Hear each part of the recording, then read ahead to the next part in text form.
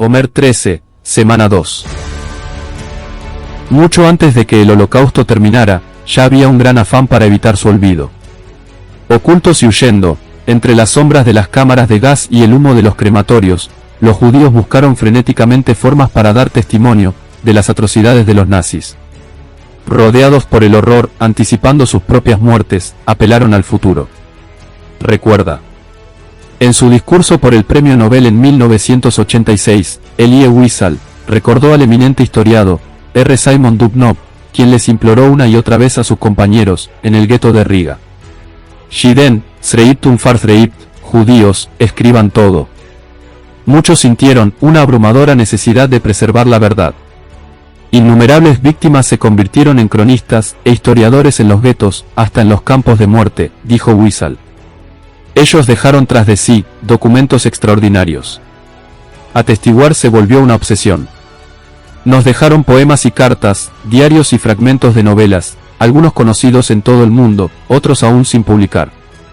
Y cuando la guerra terminó, y el increíble alcance de la solución final salió a la luz, que los alemanes y sus colaboradores habían aniquilado a 6 millones de judíos, de todo rincón de Europa, eliminando a más de un tercio de la población judía mundial, la obligación moral de recordar se volvió aún más intensa.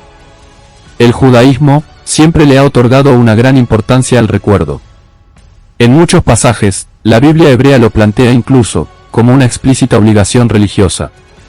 No sorprende que hace ya bastante tiempo, el Parlamento de Israel haya agregado al calendario judío Yom HaShoah, o el Día del Recuerdo del Holocausto, cada primavera.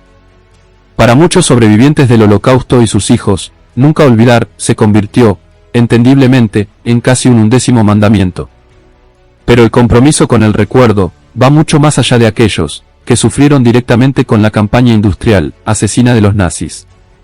En las últimas décadas, la conmemoración del Holocausto, particularmente en Occidente, se tornó un fenómeno cultural popular. Se han dedicado al tema incontables libros, clases y documentales.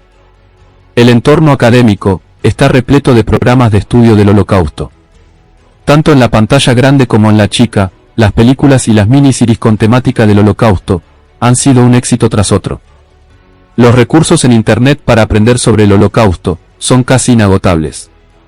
Y los museos y lugares conmemorativos del Holocausto se han erigido tanto en ciudades grandes como pequeñas, en todos los continentes, salvo la Antártida.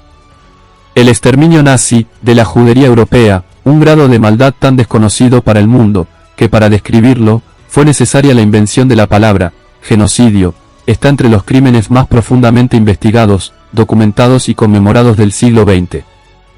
Heinrich Himmler, el poderoso líder nazi, que en 1943 describió la matanza al por mayor de judíos, en marcha en ese entonces, como una gloriosa página en nuestra historia, que no debe ser escrita, estaba equivocado.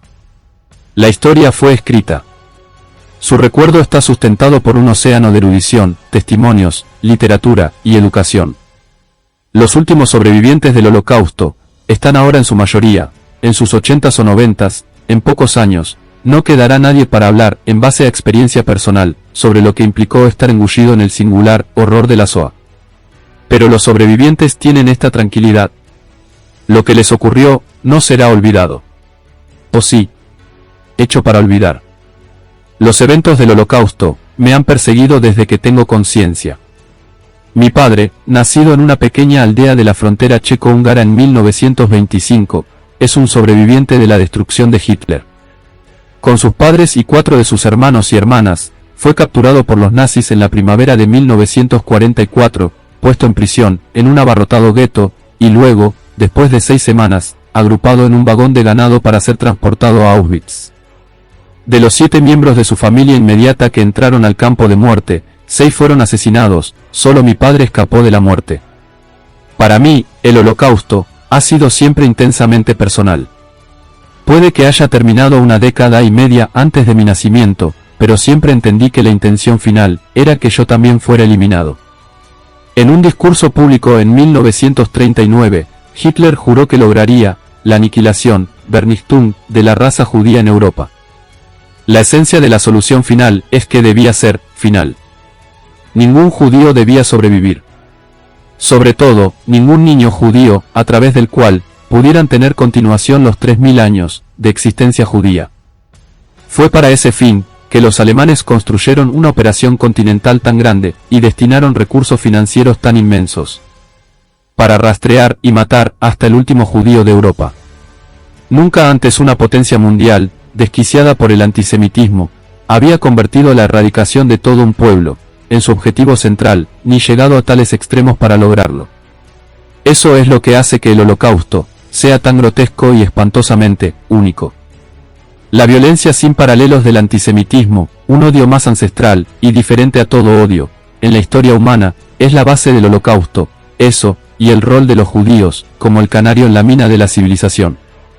Cuando una sociedad se llena de humo moralmente tóxico, los judíos se vuelven el objetivo de burla y terror. Pero eso rara vez termina con ellos. Hitler se propuso incinerar a los judíos, pero al final, toda Europa estuvo en llamas. La historia está llena de terribles ilustraciones de la capacidad humana para crueldad, odio y violencia. En toda época ha habido crueles tiranos, deseando torturar y matar a otros en una búsqueda de poder y riqueza. El hecho de que la intolerancia y el racismo sin control pueden llevar a crímenes barbáricos es una lección fundamental. Pero si ese es todo el nunca olvidar, entonces el recuerdo del Holocausto debe ser juzgado como un fracaso. Siempre fue inevitable que la magnitud del Holocausto disminuyera en la conciencia pública. La mente humana está hecha para olvidar, ni los individuos, ni las sociedades, pueden evitar que los recuerdos agonizantes disminuyan su intensidad con el tiempo. En su nuevo libro, In Praise of Forgetting, David Raif reflexiona sobre la guerra del rey Felipe, un mortífero conflicto entre los colonizadores ingleses y los indios en la Nueva Inglaterra del siglo XVII.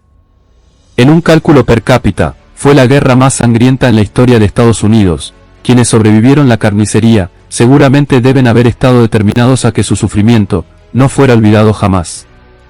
Y de todos modos, escribe Raif, excluyendo a los historiadores profesionales, la guerra del rey Felipe es algo de lo que casi nunca se habla. La importancia histórica de un evento en su propio momento y en las décadas que lo siguen, no garantiza que sea recordado en el siglo siguiente, ni hablar muchos siglos después. Tarde o temprano, más temprano, temo, que tarde, el mismo destino le acaecerá al Holocausto. Al igual que otras terribles erupciones de salvajismo y asesinato, el Holocausto pasará a ser, por así decir, historia ordinaria. Para ahora ya hay abundante evidencia de que lo que les ocurrió a los judíos europeos durante la Segunda Guerra Mundial está desapareciendo del conocimiento popular. En 2013, una encuesta de más de 53.000 participantes, en 101 países, descubrió que solo el 54% de los adultos del mundo han oído sobre el Holocausto, mientras que un tercio de ellos cree que es un mito o que ha sido sumamente exagerado. Por más desmoralizadores que sean esos números, están destinados a crecer aún más. Con la desaparición de la generación de los sobrevivientes del Holocausto, con los negadores del Holocausto esparciendo su veneno, y con la indiferencia a la historia generando su inevitable costo, el recuerdo del genocidio nazi a los judíos se disipará. La terminología y las imágenes del Holocausto serán trivializadas cada vez más. De hecho, las palabras y las fotos han sido, durante años, sorprendentemente mal utilizadas. En su campaña, El Holocausto en tu plato, el grupo PETA, defensor de los derechos de los animales, comparó explícitamente los millones de víctimas humanas de Hitler a pollos siendo descuartizados para la ingesta. En Taiwán, imágenes gigantes de Hitler, con su brazo en alto en saludo nazi, fueron utilizadas para publicitar calentadores ambientales. En una transmisión de televisión, el predicador evangélico, Pat Robertson, insistió en que lo que la Alemania nazi le hizo a los judíos, los Estados Unidos liberales le están haciendo a los cristianos evangélicos, no es diferente, es lo mismo. Durante unas cuantas décadas después de la Segunda Guerra Mundial, la tremenda monstruosidad del Holocausto hizo que su uso para hacer bromas fuera impensable. Pero eso también ha quedado en el pasado, junto al breve tabú posguerra, que prohibió el antisemitismo abierto en la sociedad amable. Ahora, las bromas sobre el Holocausto proliferan. De mal gusto y con mala intención, algunas de estas bromas se convirtieron en el repertorio de los comediantes populares de stand-up, escribe Elvin Rosenfeld, un erudito de la Universidad de Indiana.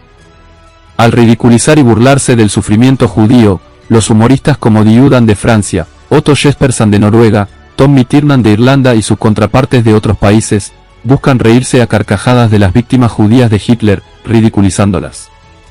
La conciencia del mundo se conmovió, después del hecho, por el alcance y la ferocidad del Holocausto.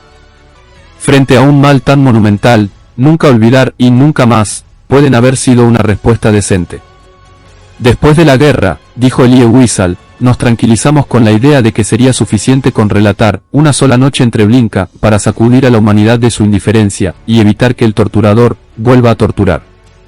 El recuerdo del Holocausto no ha inoculado a los seres humanos para no tratar a otros seres humanos con brutalidad. Pero no lo fue. Los relatos de Treblinka no evitaron las matanzas en masa de Camboya, Bosnia, ni Ruanda. El recuerdo del Holocausto no inoculó a los seres humanos para no tratar a otros seres humanos con brutalidad.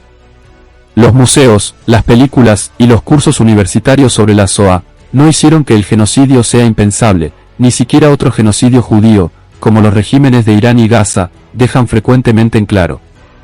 Para los sobrevivientes como mi padre, y para los hijos e hijas que criaron, es una obviedad que, nunca olvidar, continúa siendo un imperativo moral inestirpable. Siempre consideré al Holocausto como algo personal, y siempre lo haré. Pero sé que el mundo no lo hará. Eventualmente todo es olvidado. Incluso, el peor crimen de la historia. Chag Sameach.